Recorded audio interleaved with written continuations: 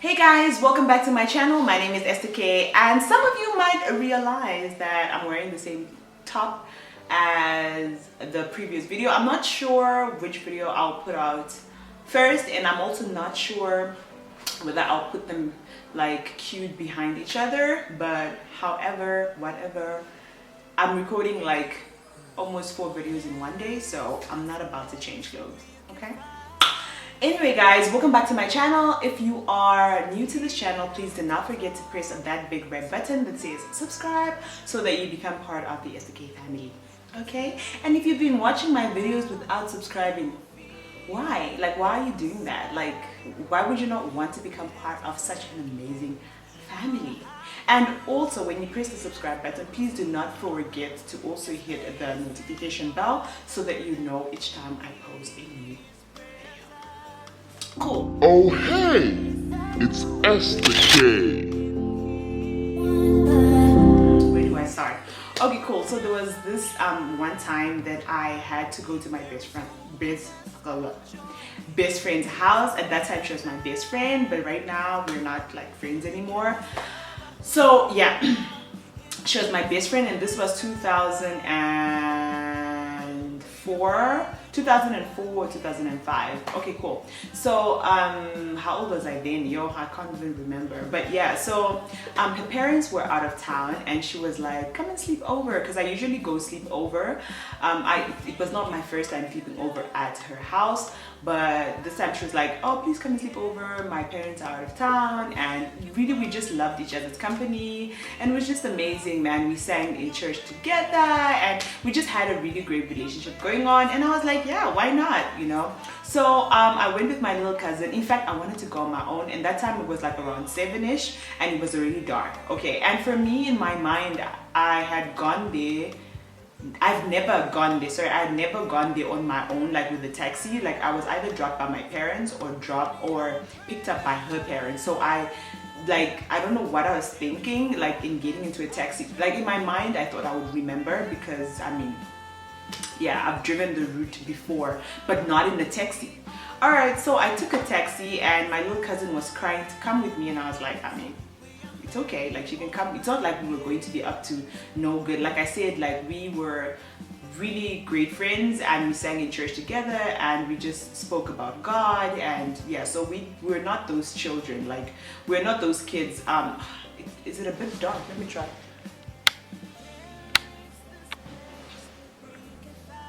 All right, okay, cool. Yeah, so I took a taxi. I went with my little cousin, and then I took a taxi. So as we were driving to this, and mind you, my friend was the one going to pay the taxi, because I didn't have money.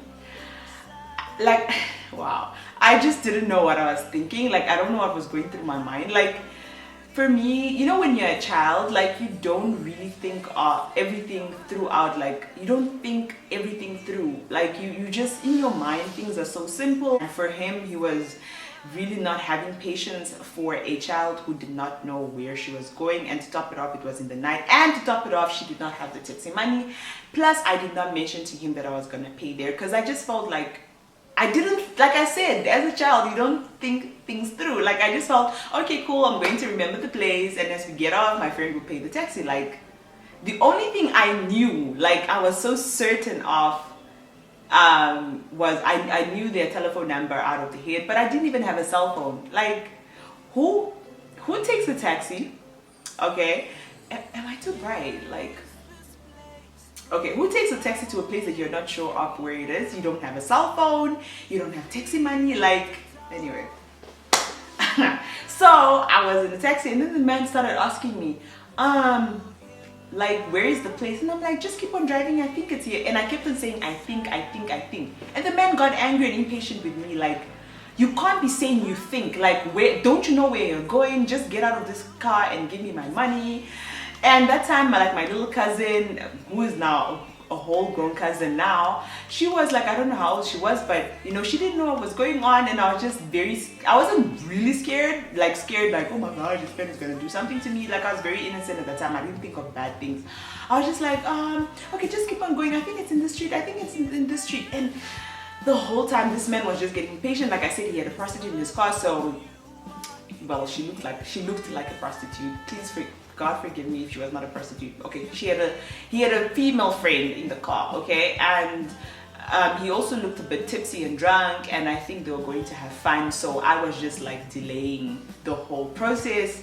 And he's like, yeah, just get out of my car, bring my money. And at that time when he said bring my money, I was like, oh my gosh, like I didn't tell this man that I don't have taxi money to pay him now. I was gonna pay him at the house, but anyway. So I saw a filling station, and it was in Olympia. For those who live in Namibia, you know where Olympia is. So it was a service station, filling station. And then I was like, oh, my uncle works at this filling station. And my uncle works at this filling station. Let us just go to this filling station. I lied actually. Let us go to this filling station, and I asked my uncle to pay you. And then he believed me. It was so weird. Like, he believed me. We went. He didn't even say no, but you're lying. You don't even, like, he literally believed me. So anyway, we went to the filling station, and I went out with like my little cousin. Did I leave my little cousin in the taxi? Did I leave my?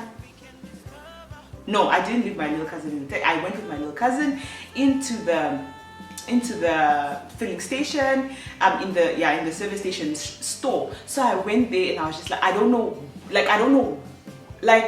oh my gosh, I didn't even know where to start. Like, who was I gonna ask? Was I gonna ask the cashier for money? Was I gonna ask? I just didn't know. But I just went there like hoping that God was going to come through, and God came through, guys. I went, and as I like opened the door, or like as the door opened, like one of those automatic doors, as I just walked and the door opened, I saw this tall man, and for like when I looked at this man, I felt so safe. I felt I could trust him. I felt like there was just a certain presence that he carried. Like, it was so angelic, it was so heavenly, it was so, come let me hug you, come let me help you. It was like a fatherly presence. Like, I can't explain it. So I woke up to this man, and I started crying.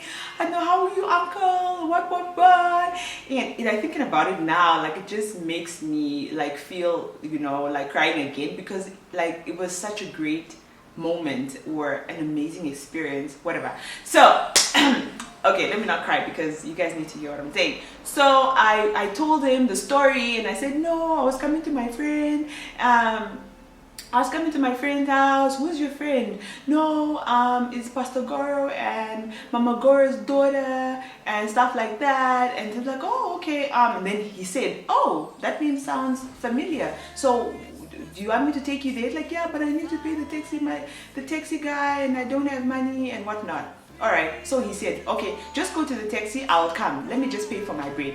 Guys, the distance between the filling station and where this man stayed, it was so far. Like, it was far. Like, I'm in my head, I'm like, you walked all the way to this filling station just to come and buy bread at this time. It was really far, and he didn't have a car. This man did not have a car. Okay, cool.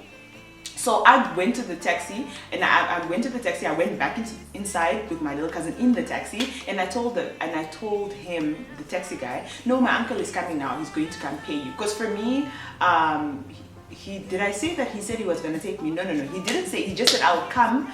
Just go to the taxi. I'll come. So for me, I assumed that no, he was going to come pay the taxi driver, and then the taxi driver, we could continue with our journey. Like, oh my gosh, like, I don't know what I was thinking. Like, and I just in my mind, I was like, oh, if the taxi man is paid, he will be happy to, to look for this place with us. So, so this man walks towards the taxi, and this taxi driver looks terrified. Like, he looks scared, and he was like rolling up his window, and he was like, get out of my car. And we went out of the car, and he sped off. Like, just, guys, I'm not lying to you. He rolled up his windows. He said, get out of my car.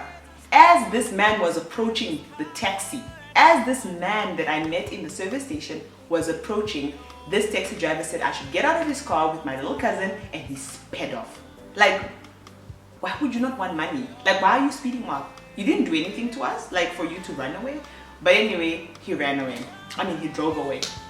And I was just there like, oh my God, what are we gonna do? So I was telling this man, like, what are we gonna do now? We need to get to my friend, blah, blah, blah, blah, blah. All right, so this man was like, okay, let us go look for the house. And in my head, I'm like, we should go look for the house. Like, I don't even know you. And I looked scared. So we were walking, and then he's like, okay, do you remember where it was? Do you remember anything close to it? You know? And then I told him, I said, not really, but if we keep on walking, I'll remember. Like, what? If we keep on walking, wow. Anyway, so we were walking, and I looked really scared. And then he said, do you know the cell phone number? Do you have any telephone number in your head that we can call? Then he said, yeah, I know. Like I said, like I mentioned earlier, yes, I know the house number, but I don't have a cell phone. And then he's like, okay, let us go back to my place. And at that time, he stayed at the golf club. If you guys know the golf club in Olympia, there was a tennis club or a golf club. Tennis club. Yeah, there was like a tennis club there. I'm not sure if it's there anymore, like in terms of a building. So he's like, no, let us go back to my place, then we can call them. And I was like, he's like, then he said something that I will never forget. And he said, when you sleep where you're supposed to sleep tonight, you will know that I am not dangerous. You will know that I'm not planning to harm you. Like, I was a child then, but I still remember this will never go out of my mind. Like, it was, he said it, you know when someone is a father, when someone is safe, when the person is genuinely a great person, and he said that to me, and I was just like, wow. Okay, I wasn't saying wow then, because I was just like, bruh, like, I'm scared and whatever. So we walked to his place, and then he said, oh, come in. He said I should get into the house. Like was it like a house? But it was like a place. He lived within the premises of the tennis court or something like that. And then he's like, come in. I'm like, I shook my head and I was like, nope, I ain't coming in. Like, those were not my words, but I was like, no. So I stood outside. Then he said, it's fine, I'll bring the phone. And it was like a home line, like a phone, like the one with the curly line, so he could extend it. So he came to the door. I think the phone was close to the door, and then he said, what's the number? So he called the number, and I was like, there. I'm not gonna mention the okay, well, I mentioned her parents' names already, so it's fine. So she said, hey Maranatha, how are you? And then she's like, hey Esther, where are you? You know, because like she's worried, like she was worried about me because we spoke like hours ago, and she's like, okay, when I left the house, I think I used my cousin's phone to say that I was gonna come, and she's like, where are you? What? Because she was waiting for me and I was here looking for the place, and we were just sounding both worried over the phone, and yeah. so and I'm like, no, I'm at this man's house and he's going to help me come to your house, what. And she's like, okay, fine. And he spoke to her. It's like, oh, where's the house? And I think she now explained to him, but we were both children. Oh, she explained the best that she could, but you could see that he didn't get it. Like, oh man, like these are kids. These are kids, and they don't even know, like, who plans a sleepover and don't even have all the details, like where they're going to sleep at, like what? Like, anyway. So he said, I think I might have an idea of where this Pastor Gora stays. That's what he said. All right, so we were walking. Dude, we didn't even walk for long, or like we didn't walk for, trust me, we did not walk for long. Like, we did not walk for long. I think we walked maybe for 5 minutes, even or less. Like, it was as if we just tada, we were already in the street. Like, we did not walk. Then he's like, isn't that the house? He pointed. He said, isn't that the... Like, as if, like, to be honest, we didn't walk for long. 5 minutes is even probably long. He just said, oh, isn't that the house? Like, he pointed, isn't that the house? And all of a sudden, I could remember. I could remember the street. I could remember the turn. I could remember the house. I was like, yes, that's the house. And he's like, oh, okay, you can go. I will watch you until you get into the house. And I walked, and I was like, I called Maranatha. Or I think I pressed the intercom, and Maranatha opened, and I got into the house. And I told her the story, and I don't remember what her response was, but yeah. So, and then later after, like, the weekend was like, no, the weekend wasn't even over. The next morning, Mama Goro called her mother. She calls and she says, she scolded us. She's like, so you people are planning like sleepovers and you come to the house late. And she first scolded her and then scolded me. How can you come to the house late? It's dangerous, whatnot. But all of us, it was just me, Maranatha, and her sister. We were like, how did she know? Guys, to be honest, like, it could have just been God who told her. Like, why would we report ourselves to her? Like, it was like the Friday night I got there, the Saturday morning she calls the house phone and she says, so you people are planning sleepovers and your friend comes to the house while it's late, that late, it's not safe. We're like, oh my God. That's when, because I told her.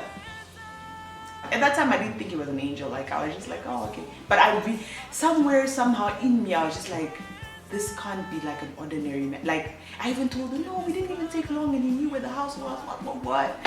All right, so, and we're like, how did she know? But of course she's a woman of God. So the only way was the Holy Spirit or God snitched, okay? The Holy Spirit literally, the Holy Spirit literally told them, snitched on us. But it's fine, it's okay, it's fine. It wasn't anything bad. So, and then when I went back, when the weekend was over, I went back to my house and I told my mom the story, the whole story, and she's like, oh, okay, no, we should go back and go thank this man. So I remembered where it was. I mean, because remember the first time, like, I didn't remember where their house was because I never either walked there or I never used public transport to go there. So this time, of course, walking from the service station to, like, there's no way I would have forgotten it by car. So my mom said, oh, where did, I'm like, no, at this tennis court, whatever. So we went there and we asked for this man. I didn't get his name, but he said he was a coach there and I could also describe him. And yeah, so I was like, hello, how are you? Fine, no, we're looking for this man, blah, blah, blah. And then they looked at me like, there's nobody by that description that stays here. And I'm like, no, he stays in I pointed where he said there's nobody staying in there. Like, they said there's nobody by that description, and that place, like, there's nobody that stays in there where you're pointing, like nobody stays there. And then I was telling my mom, do you think it was an angel? My mom was like, yeah, I think it was an, I'm not sure. She might be watching this video. I'm not sure if she even remembers her response, but she's like, that could have just been an angel. Because there was no one. You know when there's nobody staying in a house or in a certain place? Like, that's how it's like dry, quiet. Yes. Like, the man was not there. Like, he wasn't there. And I was just like, wow, Lord. Oh yeah, and I forgot one detail as well. When I got into the house and I looked outside, he was gone. Okay, maybe, I don't know, maybe he didn't disappear. Maybe he just walked fast. I don't know. But for me, the only time or the only evidence, like the only conclusion I could make was that he was an angel sent by God to help me that night because something bad would have happened to me. And of course, there's no other explanation. I mean, like, where would he have moved to over the weekend? Like, where would he have moved to? He does not live there. There was no man by that description. There was no coach, nothing. So yeah, guys, thank you so much for watching this video, and just always know that God has assigned angels to watch over us. Don't ever live in fear of anything. Know that you can always ask God to assign an angel to go ahead of you whether you're going to a meeting or whether you, because sometimes, you know, situation arise where you have to go somewhere and it's late, you don't have taxi money, you just have to walk to a certain place. You can always ask God to command his angel concerning you, and he will. In fact, he already has commanded his angels concerning us. But it is very important that you also just use your mouth to, like, just ask, because God is a very gentle God and he does not force himself or his staff on you. So yes, guys, thank you so much for watching. Till next time, bye.